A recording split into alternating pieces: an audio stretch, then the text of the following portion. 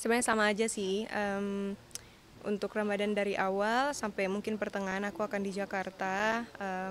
Dan kebetulan di sini masih ada mama sama kakak aku juga. Jadi papa aku sama dua adik aku ada di kampung. Tapi insya Allah aku akan pulang pertengahan bulan Ramadan. Jadi tetap aku akan raya di kampung. Oke, di mana sih kampungnya Bang Ito? Di Nuangan di Kabupaten Bolaang Mongondo Timur itu di Sulawesi Utara. Oh gitu. Hmm. Emang biasanya tiap tahun selalu ngerayain di kampung. Setiap tahun ya, karena aku nggak mau ketinggalan Ramadan itu di mana-mana aku harus ke kampung karena Ramadan di kampung tuh nggak tahu ya lebih lebih berasa terus juga kita bisa ketemu sama banyak keluarga di sana terus kita makan makanan khas di sana gitu. Tapi apa yang membedakan, apa yang dirindukan yang tadi Ramadan di kota sama Ramadan di kampung? Yang benar-benar dirindukan entah makanannya atau suasananya, apa ya, Kalau tradisinya gitu loh. kalau di Hmm. sebenarnya lebih ke kampung sih. Kalau di kota kan kayak misalnya di Jakarta kayak gini aku sebenarnya sibuk kerja aja gitu. Oh, oke. Walaupun Ramadan tetap kayak ada tapping on air, off air kayak gitu-gitu. Sebenarnya lebih kayak kalau di kampung itu kayak makanan-makanannya yang dirindukan, kue-kue yang dimana gula merahnya tuh asli gula merah di sana, madu, terus pokoknya kue-kue khas sana, makanan khas sana. Terus juga kalau Lebaran kita biasanya makan daging-dagingan, gulai, biasalah. Aku masih ada darah Arab jadi tapi Arab maklum ya. Pokoknya cuman makan dari disiapin sama keluarga gitu. Jadi itu yang selalu dirindukan. Oke, berarti kalau di Jakarta kayak menu santap sahur atau berbuka itu ngikutin makanan khas ini nantinya ya. Iya Susah dong. ya Iya. nyari makanan. Apa ya? Taste-nya beda, seleranya beda gitu. Rasa yang kita buat di sini tuh sama yang di sana beda. Oh, Gitu. Kalau di sini kan kayak nggak semeriah yang di kampung ya. Kalau di sini kan kita nyiapin buat kita sendiri aja, buat aku sendiri. Tapi kalau di kampung kan satu keluarga, terus juga tetangga semua tuh kayak keluarga. Jadi kita kayak mampir-mampir ke kompak lah rumah, ya berarti. kompak banget gitu. Oke, berarti bisa dibilang eh, sangat banget merindukan suasana itu ya. Betul. Gitu ketimbang di Mm-mm. Jakarta. Dan ini berarti udah berapa tahun keberapa kalau dia mungkin di ada Ramadan di Jakarta gitu. Dari tahun 2014 kali ya. Hmm, Jadi sudah 11 tahun. 11 tahun. Iya.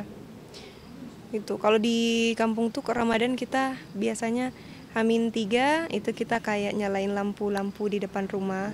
Jadi sesuai banyaknya keluarga, itu kita harus ada bacaan Inna Anzalnahu, itu kita nyalain dan semua di depan rumah itu kayak bikin kayu-kayuan gitu. Pokoknya dibikin dari kayu yang dari kampung terus di berkarya lah gitu. Jadi lebih berasa gitu. Terus juga pas malam takbirnya itu biasanya kita suka pawai obor, jalan kaki sama anak-anak di kampung, muterin kampung gitu sambil takbiran pakai kayu apa pawai obor itu. Namanya apa tuh kalau yang tadi yang dikasih pernah di Batam itu namanya apa? Ada nama khusus nggak mungkin Oh ini tradisinya apa gitu? ada aduh eh, tuntur, namanya Tun, tuntur, tuntur. tuntur. Oh, Jadi tuntur itu artinya apa ya? Ya nyalain api di malam biasanya dibilang malam ganjil ya. Jadi kayak menyambut Rasulullah oh, nuzul yang Quran gitu ya. dipercayain nuzul Quran gitu kan, menyambut untuk ya itu Hmm, malam itu oke, gitu. oke. Tapi gimana mungkin Kanopia mungkin Ramadan kali ini tetap masih banyak disibukkan oleh aktivitas Mhm. kerjaannya gitu? Atau mungkin Ya, ada target khusus apa? Mungkin meskipun di tengah kesibukan kerja mau nargetin misal khataman Quran atau oh apa gitu? ya ya ya. Setiap Ramadan, alhamdulillahnya keluarga aku tuh kita dari puasa awal kita udah bagi nih. Jadi kan kita ada 6. Aku 4 bersaudara, ibu sama bapak kan 6 orang. Nah itu kita bagi-bagi tuh.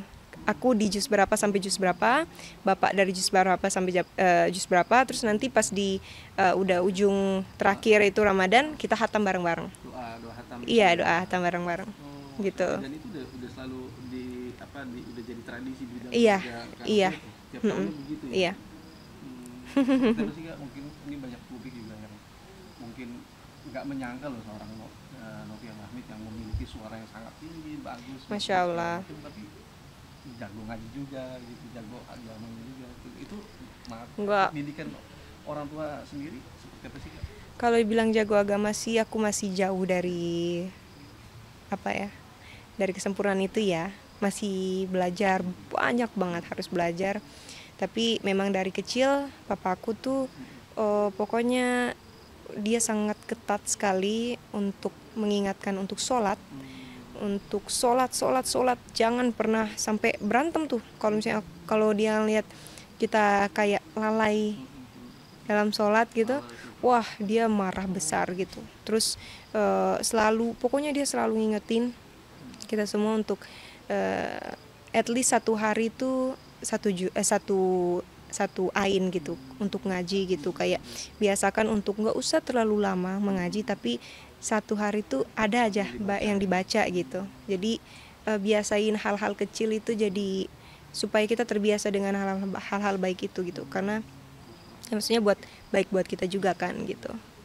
Artinya bisa jadi benteng juga nggak sih? Karena film apalagi mengingat mungkin mungkin di dunia entertain Banyak yang jahat ya, gitu. lumayan, maksudnya dinamikanya lumayan besar juga. Betul. Jadi bisa memfilter gitu. Iya. Ya itu kalau itu sih kita nggak bisa mengontrol ya baik dan buruk niat orang. Intinya aku selalu minta perlindungan sama Allah, dari insya Allah dari zikir, dari sholat, ya meminta untuk dibentengin jiwa, raga gitu, supaya yang berniat jahat itu tidak tembus gitu ke kitanya. Insya Allah ya, insya Allah selalu dikasih sehat, dikasih kuat. Kak, bicara soal kakak yang jago ngaji nih Kak, Nggak jago ngaji, cuman pengalaman aja. itu tapi emang dari kecil emang udah ikut kayak ngaji-ngaji gitu atau gimana sih Kak? Maksudnya ngaji yang memang punya tilawah gitu-gitu atau gimana?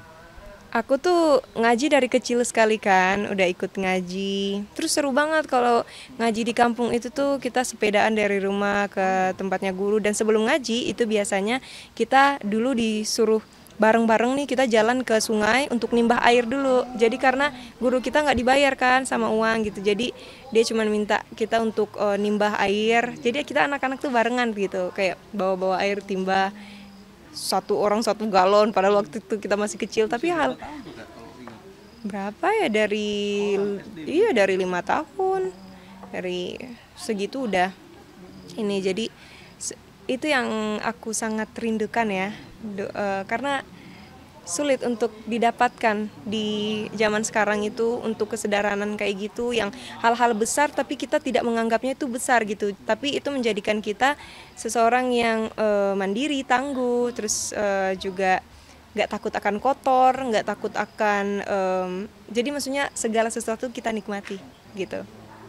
Dan itu berarti dari kecil emang udah dalam lingkungan agama, dalam arti pengajian gitu emang udah Iya. mengajarkan itu ya? Iya, dan kita sering berkegiatan di musola. Kita ada musola dekat rumah gitu kan. Jadi selalu kayak aku tuh senang banget dulu bikin aktivitas sama teman-teman aku, dan aku yang ngajakin gitu, kayak ayo kita sholat subuh yuk bareng, sampai kita tidur di masjid, di musola. Terus abis dari sholat subuh kita jalan-jalan ke atas gunung, karena kan dekat dari gunung kan. Terus kita ke pantai, jalan dari pantai, kita kayak nungguin orang abis tangkap ikan, kita minta ikan gitu, terus kita bakar pinggir pantai. Abis dari bakar kita masukin, celupin lagi ke dalam laut biar garamnya dapat dari situ, terus dibakar lagi baru kita makan. Hal-hal kayak gitu tuh Masya Allah, yang kayak wow, ternyata aku bersyukur sekali bisa ngalamin hal itu dulu pas aku masih kecil gitu. Jadi aku sangat bangga menjadi anak yang tumbuh di kampung gitu.